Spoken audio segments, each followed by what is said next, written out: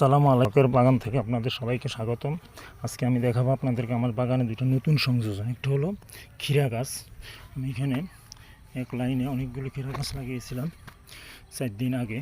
এখন ইনশাল্লাহ সবগুলি ক্ষীরা সম্পূর্ণরূপে মুকুলায়িত হয়েছে।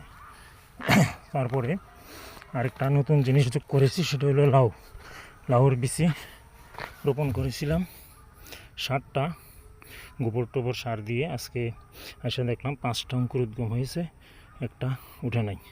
ইনশাল্লাহ লাউ বাগান শুরু হবে, মাচা দিয়ে দিব। আর এখানে বেগুনের সাথে একটা বেগুন, একটা কপি, একটা বেগুন, একটা কপি, সাথে নতুন ধনে লাগাইছে, আগামী সপ্তাহে দেখাবো। আর সবাইকে ধন্যবাদ। আর আমার এখন ডাঁটা শাক অনেক বড় হয়ে গেছে। 1 সপ্তাহ আগে দেখিয়েছিলাম মরিচ গাছ, ডাঁটা শাক, মরিচ গাছ, ডাঁটা শাক, মরিচ গাছ, ডাঁটা শাক, ফাঁকে কুমড়ার চারা। সবাই সুন্দরভাবে খেয়াল করবেন।